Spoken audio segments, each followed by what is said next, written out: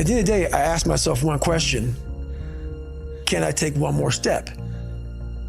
And usually the answer is yes. So if you can answer that question and not take another step, that is real failure. That is real quitting. When is it gonna change? What are you waiting on? Are you waiting for something major to happen, something heartbreaking to happen, something drastic to happen? Why you gotta wait for it when it's right in front of your face? So a lot of people can take one more step, but they choose not to. I don't know if you can take 2 steps. You gotta answer that question after you take the first step. But I can always take one more step, so if I choose not to, that's on me. And I gotta live with that. I want you to know that you can be whatever you've been envied. Instead of you looking at someone else's success, engaging and wondering, how did they do it and why haven't I done it? Instead, look at them and say, if they did it, I can do it. Look at them and realize that they are the preview and you are the full movie. The greatness that is in you hasn't been tested yet. That's why you don't have a testimony. It's the dream that spurs a person. It's not education. The dream spurs you to get an education. But the dream drives everybody. If you could not fail, what would you be if you just knew you couldn't fail and you could be it? Your mind is a very strange thing. As soon as you give it a name, a genuine aim, it'll reconfigure the world in keeping with that aim. You have to be genuine about the aim, but once you aim, the world will reconfigure itself around that aim. Motivation is just a word. You have to have these different things in your mind on where you want to go and know that motivation is not going to get me there, because I'm not going to always be motivated.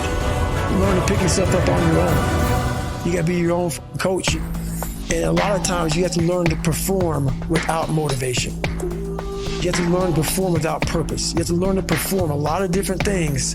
And that's what people think. They think I need to have this motivation to work out, to study, to be better. So if they don't have it, they just don't do it. And that's where you fail. You have to learn to train your mind well beyond motivation. If you have motivation, that's great. That's some kindling to the fire. All it takes is a little bit of spark, you can burn a whole forest up. But motivation, you have to learn to exist without it. You have to be your best self when you're least motivated. And that's the tricky part about all that. The accomplishments of your past are not going to predict your future. The rent is due every single day. That record that you have, it's great, but the rent is due every single day. There have been millions of people who have come before you and accomplished even more than that and didn't reach their full potential.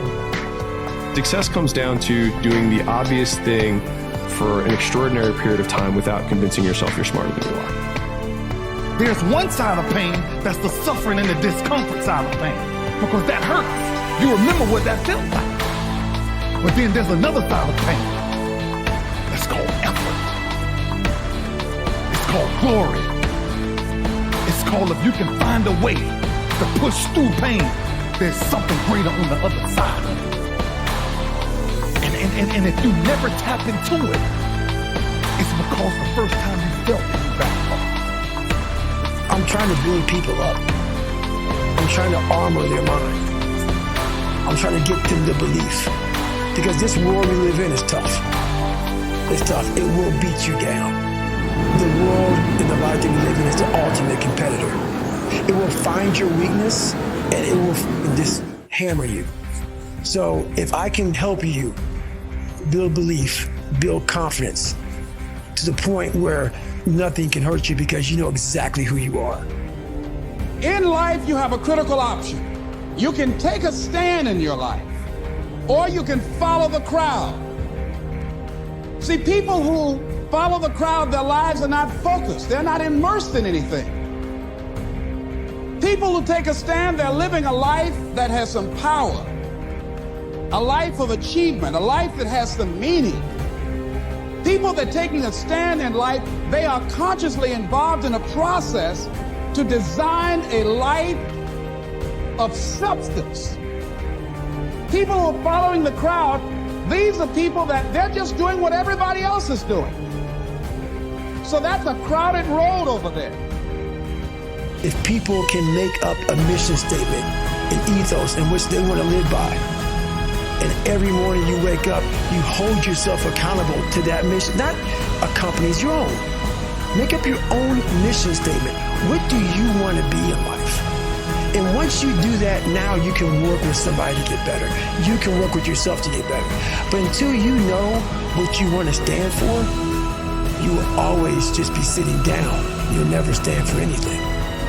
As a whatever you want to be, you've got to get so good at that thing that when people see you do it, you make them experience the most potent human emotion, and that is awe. To get that good is a terrifying journey of self-discovery and confronting who you really are. Because you cannot make change until you acknowledge where you're actually at.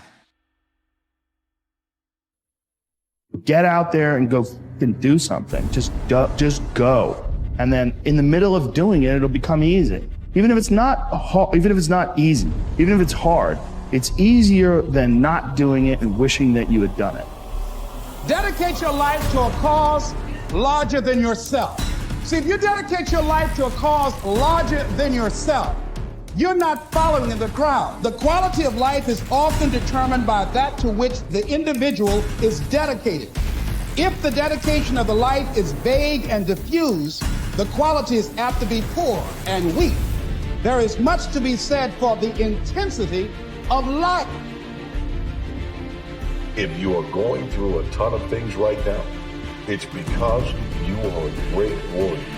You're being developed to be trained for a special mission in life. So begin to imagine yourself doing it. Begin to imagine yourself becoming it.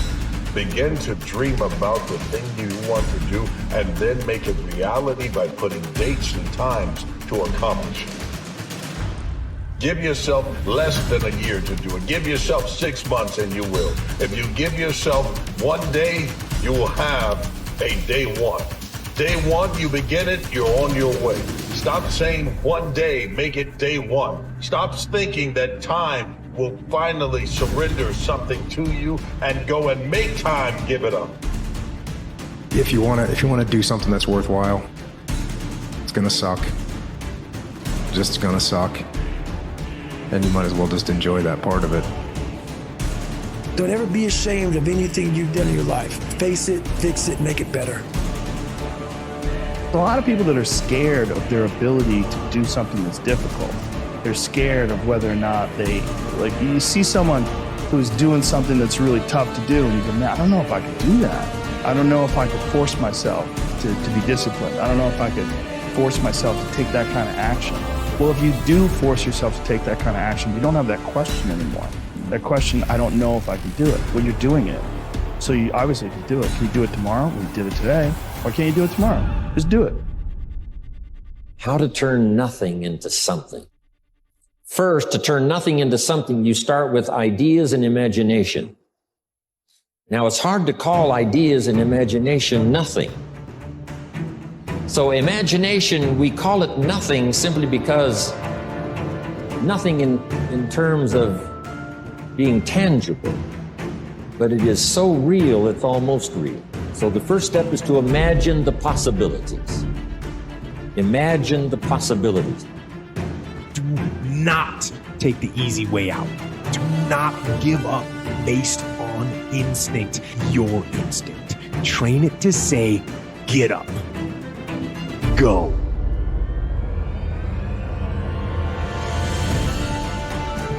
Fight on.